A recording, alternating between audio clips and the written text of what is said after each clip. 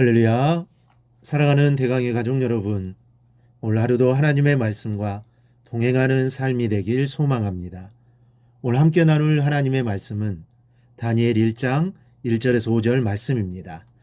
유다왕 여호야김이 다스린 지 3년이 되는 해에 바벨론 왕 느부갓네살이 예루살렘에 이르러 성을 에워쌌더니 주께서 유다왕 여호야김과 하나님의 정 그릇 얼마를 그의 손에 넘기심에 그가 그것을 가지고 신할 땅 자기 신들의 신전에 가져다가 그 신들의 보물 창고에 두었더라.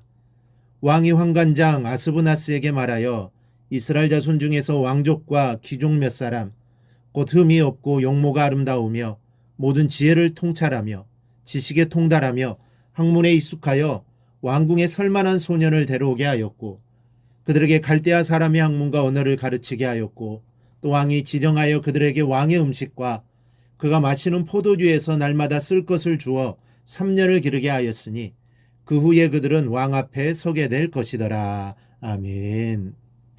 오늘부터 우리는 이 다니엘이라는 인물에 대해 하나하나 살펴나가게 될 것입니다. 다니엘은 수많은 시련을 겪었습니다. 하지만 그러한 시련 속에서도 그는 신앙을 굳게 지켰습니다. 우리가 다니엘서를 살펴보면서 다니엘이 이런 믿음을 본받는 저와 여러분이 될 수 있기를 바랍니다. 다니엘은 왕족의 후손으로서 어린 나이에 바벨론의 포로가 되어 끌려갔습니다. 1절을 보면 유다왕 여호야김이 다스린 지 3년이 되는 해에 바벨론 왕 느부갓네살이 예루살렘에 이르러 성을 에워쌌더니라고 되어 있습니다. 그 당시 근동 세계에서는 애굽과 바벨론이 주도권을 장악하기 위한 패권 다툼이 치열하게 벌어지고 있었습니다. 그 대표적인 싸움이 갈그미스 전투인데 이 전투에서 바벨론이 승리함으로 근동 세계의 패권을 장악하게 됩니다. 그런데 당시 유다의 요야김 왕은 애굽 왕에 의해 왕으로 임명된 사람입니다. 이것은 유다가 애굽의 영향력 아래에 있다는 증거입니다.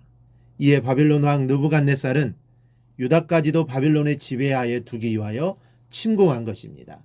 이 바벨론의 1차 침공 때 다니엘은 바벨론의 포로로 잡혀가게 됩니다. 그런데 유다가 바벨론의 침공을 받은 이유가 2절에 나옵니다. 주께서 유다 왕 여호야김과 하나님의 전 그릇 얼마를 그의 손에 넘기시매라고 합니다.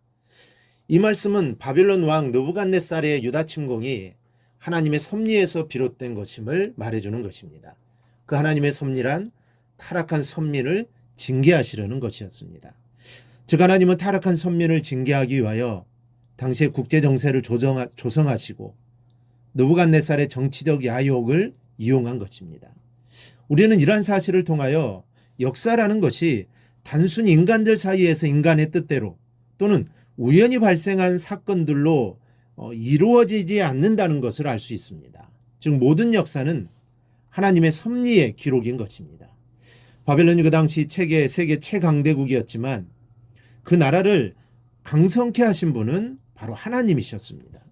그 이유를 알 수 있는 것이 그는 하루아침에 절대 권력을 휘두르던 자리에서 소처럼 풀을 뜯으며 하늘 이슬에 젖어 밤을 지새는 비참한 신세로 하루아침에 전락해버리고 맙니다.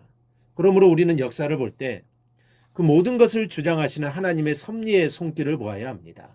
그래야 우리는 나와 역사의 주인이신 하나님께서 인정하시는 삶, 진정 의미 있고 가치 있는 삶을 살 수 있는 것입니다.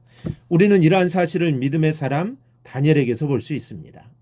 나라가 망하고 이제 새로운 나라가 들어섰지만 역사의 주관자이신 하나님을 신뢰했던 다윗은 세상 통치자들과 비교할 수 없는 존귀한 삶, 복된 삶을 살았던 것입니다.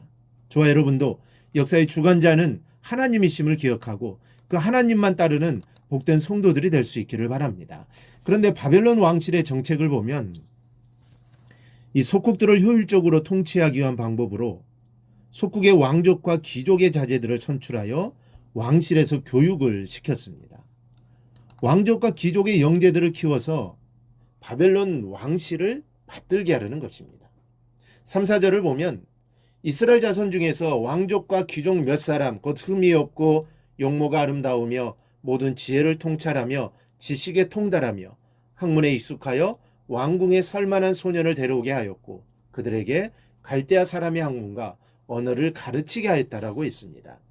이 갈대아 학문의 언어와 언어를 가르친 이유는 갈대아가 고대 문명 중에서 가장 번영된 문명을 꼽히었고, 이 바벨론 제국에서도 갈대아인들은 지배 세력으로 자리를 잡고 있었기 때문입니다.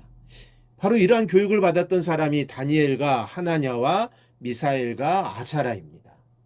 이들은 왕족과 귀족으로서 바벨론으로 끌려간 소년들입니다. 이들은 당시 12세에서 15세가량으로 된 것으로 보입니다. 다니엘은 왕족으로서 어린 나이에 바빌론의 포로가 되어 끌려갔습니다. 그리고 그곳에서 갈대아인의 지혜와 학문을 교육받습니다. 그리고 그는 세 총리 중 한 사람이 될 만큼 고귀한 신분이 되었습니다. 요셉은 이스라엘 초창기에 애굽에서 자기 민족을 책임지는 총리가 되었지만, 다니엘은 이스라엘 소멸기에 바벨론의 총리가 됨으로써 하나님께서 이러한 상황 속에서도 지금 이스라엘과 함께 하신다는 소망을 전해주는 것입니다. 다니엘은 믿음의 사람이요 용기의 사람이었으며 자기가 믿는 하나님을 위해 목숨을 걸고 일어난 사람입니다. 또한 그의 인격은 이방인 왕에게도 큰 감화를 줄 만큼 훌륭했으며 고레스 칙령에 따라 귀환할 수도 있었으나 본국으로 귀환하지 않았습니다.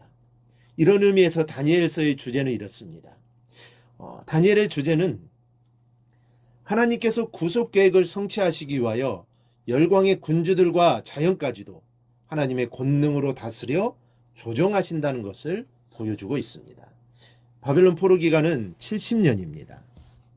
이 기나긴 시간이 흐르면서 백성들은 하나님이 우리를 버리셨나 보다 하는 절망에 빠질 수밖에 없었습니다. 그러한 때에 다니엘의 세 친구가 불 속에서 살아남았던 사건과 다니엘이 사자굴에서 살아남았던 사건을 보인 것은 하나님이 피조물을 다스리시고 자연을 움직이시듯 큰 권능으로 이스라엘을 구원하실 것을 보여주고 있습니다. 우리 사랑하는 여러분, 하나님은 선택한 백성을 결코 버리시지 않는다는 것을 믿으시기 바랍니다. 하나님의 징계와 채찍은 선택한 자를 거룩한 백성으로 만드시는 사랑의 섭리임을 믿으십시오. 다니엘과 함께 하셨던 하나님은 이스라엘과 함께 하셨으며 또한 여러분과 함께 하실 줄 믿습니다. 이 하나님만 온전히 의지하며 나아가기를 주님의 이름으로 축원합니다. 오늘 묵상한 말씀을 굳게 잡고 삶으로 실천하며 살아내는 대강의 모든 성도들이 되기를 축복합니다.